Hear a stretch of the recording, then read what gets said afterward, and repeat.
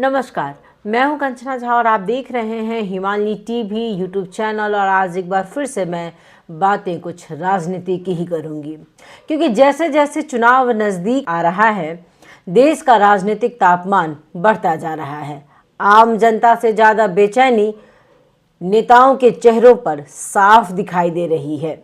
यह स्वाभाविक भी है, क्योंकि जिन नेताओं ने 5 साल तक अपनी ज़मीन अपने क्षेत्र में जाकर काम नहीं किया है, वे इस बार एक अनकहे डर से घिरे हुए हैं कि कहीं जनता इस बार उनका पत्ता साफ तो नहीं कर देगी। आज की तारीख से अगर बात करें तो चुनाव होने में अभी लगभग 1 महीना बाकी है।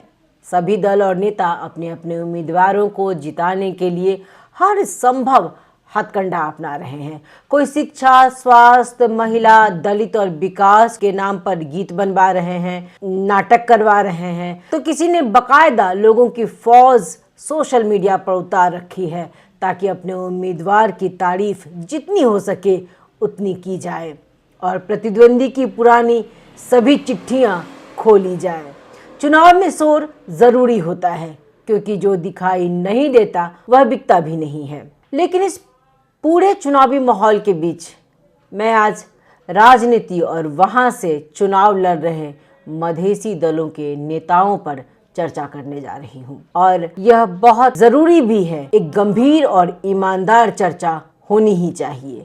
मधेश की राजनीति की बात हो और सीके राउत, उपेंद्र यादव, राजेंद्र महतो, महंत ठाकुर जैसे दिग्गज लोगों का नाम अगर ना लिया जाए, ऐसा संभव नहीं है।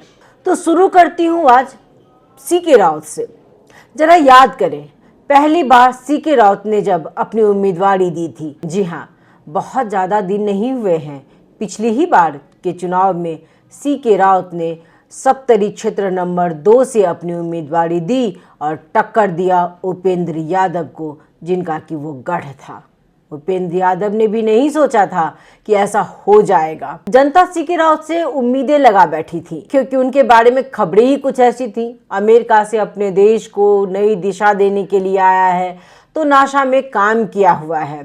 यद्यपि यह एक गलत प्रचार था, क्योंकि नासा में उन्होंने कभी कोई काम किया ही नहीं था। लेकिन जनता के बीच इस तरह के भ्रामक खबरें फैलाई गई थी। पढ़ा लिखा है, समाज को एक नई दिशा दे सकता है, यानी जनता ने सर आंखों पर बिठा लिया और चुनाव में उपेंद्र यादव को हराते हुए उन्होंने बाजी जीत ली थी। लेकिन असली सवाल जीत के बाद का है। सत्ता में पहुंचने के बाद सीके राउत ने क्या किया, यह तो हर कोई जानता है। अक्सर नेताओं को यह भ्रम हो जाता है कि जीतने के बाद वो अजयी हो गए हैं, लेकिन जनता हर पल नजर रखती है और समय आने पर हिसाब भी बराबर करती है। आज की स्थिति यह है कि सीके राउत अपनी ही पार्टी में लगभग अकेले पड़ चुके हैं।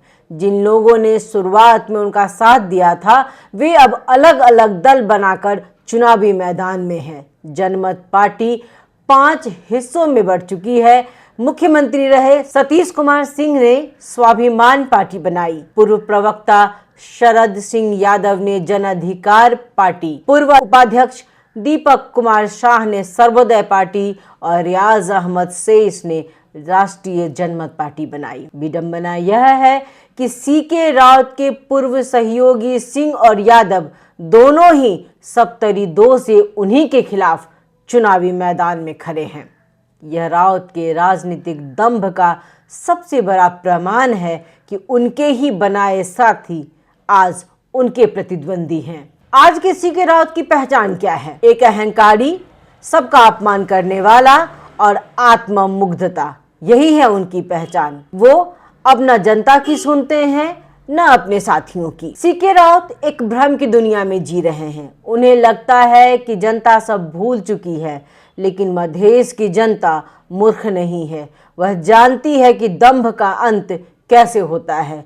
जिस नेता को कल सिर पर बिठाया था, उसे जमीन पर पटकना भी जनता अच्छे से जानती है। अब मैं बात करूंगी जसपा नेपाल अध्यक्ष उपेंद्र यादव की। जी हाँ, ये वही उपेंद्र यादव है जिनका डंका बजता था कभी मधेश में।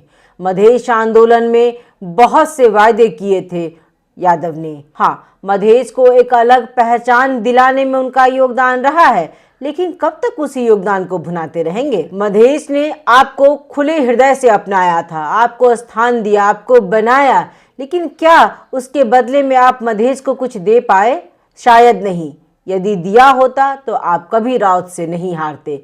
आप कई बार मंत्री बने, उप प्रधानमंत्री बने, यानी हमेशा पावर में रहे, पावर में रहते हुए मधेश के लिए कभी कुछ नहीं कर पाए। जनता ने जिस विश्वास और उम्मीद के साथ यादव को अपना नेता चुना, उस पर वो भी खरे नहीं उतरे, क्योंकि मधेसी दल कभी एक बनकर रही ही नहीं। आप अकेले कुछ नहीं कर सकते। संसद में अकेले खड़े भी हो जाएं और जब तक आपके साथ आपके सांसद नहीं हैं तो आप कुछ नहीं कर पाएंगे। पिछली बार जनता उनसे बहुत नाराज थी। सप्तरी क्षेत्र जो उनका गढ़ था, एक नए चेहरे ने उसे जीत लिया। जनता नए चेहरे को लाना चाहती है। नए चेहरे का मतलब है नई सोच, नई प्रवृत्ति, नई दिशा, नई प्रतिबद्धता, जो देश को विकास और परिवर्तन की ओर ले जाए। उनके घमंड के कारण कहें या स्वार्थ के कारण पार्टी कई बार टूटी। उनके पुराने बहुत से साथी अलग हुए। यादव पर पहले भी और आज भी जातिगत राजनीति करने का भी आरोप बार बार लगाया जाता रहा है। अब एक और नाम, राष्ट्रीय मुक्ति पार्टी के राजेंद्र महतो इस बार सरलाही 2 से उम्मीदवार हैं। राजेंद्र महतो मधेश आंदोलन का एक और बड़ा नाम रहे हैं, लेकिन आज वे मधेश से ज्यादा पहाड़ की राजनीति में अपनी जगह तलाशते नजर आते हैं। जो नेता कभी पहाड़ की ओर देखने को भी तैयार नहीं था, आज वही राजनीतिक शरण खोज रहा है। सत्ता में रहकर भी मधेश के लिए कुछ ठोस न कर पाने वाले महतो भी परिवारवाद की उसी बीमारी से ग्रस्त हैं। स्वयं हारने के बाद पत्नी को आगे बढ़ा देना, यह जनता को नेतृत्व नहीं मजबूरी का संदेश देता है। उपेंद्र यादव के ही जैसे पावर में तो रहे, लेकिन मधेश के लिए कुछ खास नहीं कर पाए। वो एक ऐसे नेता जो संसद में जब खड़े होते थे दहाड़ा करते थे, जब मधेश के लिए बोलते थे तो उनकी बातों को सुना जाता था। जनता ने उन्हें कई बार अवसर दिया, लेकिन जनता के लिए वो कुछ खास नहीं कर पाए। सच कहें तो इस बार के चुनाव में वो बहुत कम नजर आ रहे हैं। चर्चा भी बहुत कम हो रही है, क्योंकि मधेश भी एक अच्छे नेतृत्व की तलाश में है। उसे एक ऐसे नेता की तलाश है जो उसे एक नया रास्ता दिखा सके, उसके सम्मान, उसके विकास की बात कर सके। मधेश के एक और नेता जो कभी बहुत चर्चित रहे, जी हाँ, अनिल झा, उन्होंने तो पार्टी ही बदल ली। इस बार वो कांग्रेस से खड़े हो रहे हैं और इन पर भी परिवारवाद का आरोप जनता हमेशा लगाती आई है। मधेसी दलों की सबसे बड़ी सच्चाई ही यही है। यहाँ संघर्ष नहीं, वंश चलता है। जमीन पर पसीना बहाने वाले कार्यकर्ता टिकट के लिए तरसते हैं और टिकट घर के भीतर ही बांट दिए जाते हैं।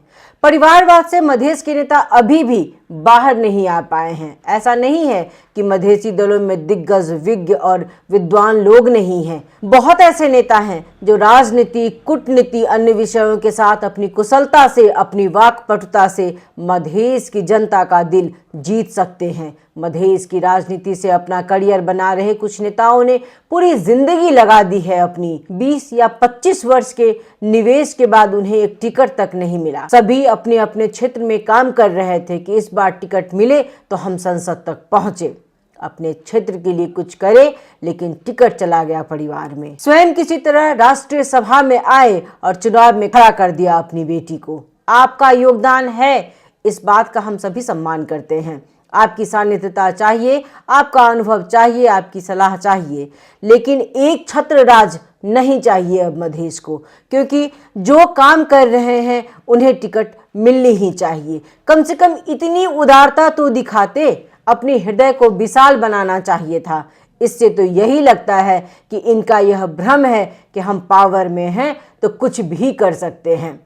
जिसे चाहे टिकट दे सकते हैं, जिसे चाहे नहीं दे सकते हैं। कोई हमारा विरोध करने वाला नहीं है। जबकि राजनीति में अगर विद्रोह नहीं करते हैं आप, तो आप हमेशा एक जैसे ही बने रहेंगे। आपको अवसर ही नहीं मिलेगा तो आप देश के लिए या मधेश के लिए क्या करेंगे। इससे साफ पता चलता है कि मधेसी दल के नेता भी मधेश से प्रेम नहीं करते हैं। पहले स्वयं, फिर परिवार, उसके बाद नातेदार, इसमें ही सिमट कर रह गई है मधेसी पार्टी।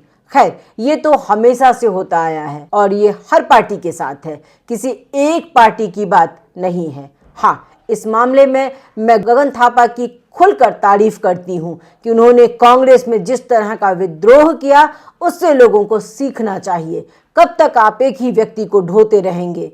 ऐसे में तो कभी किसी दूसरे तीसरे का नंबर ही नहीं आएगा, तो आप राजनीति क्या करेंगे? अधिकार कभी दया से नहीं मिलते। जो कहते हैं कि विद्रोह से पार्टी कमजोर होती है, वे दरअसल अपनी कुर्सी बचाना चाहते हैं। लोकतंत्र विद्रोह से मजबूत होता है, चुप्पी से नहीं। इस बार का चुनाव मधेसी नेताओं के लिए कोई सामान्य चुनाव नहीं है, यह जनता की अदालत है। यहाँ ना आंदोलन की पुरानी तस्वीरें काम आएंगी, न सत्ता की पुरानी कुर्सियां। अब जनता तय करेगी किसे राजनीति करनी है और किसे राजनीति से संन्यास लेना है। मधेश अब नारों से नहीं, नतीजों से बात करेगा, इसलिए आप सभी सावधान हो जाएं। बहुत बहुत धन्यवाद। नमस्कार।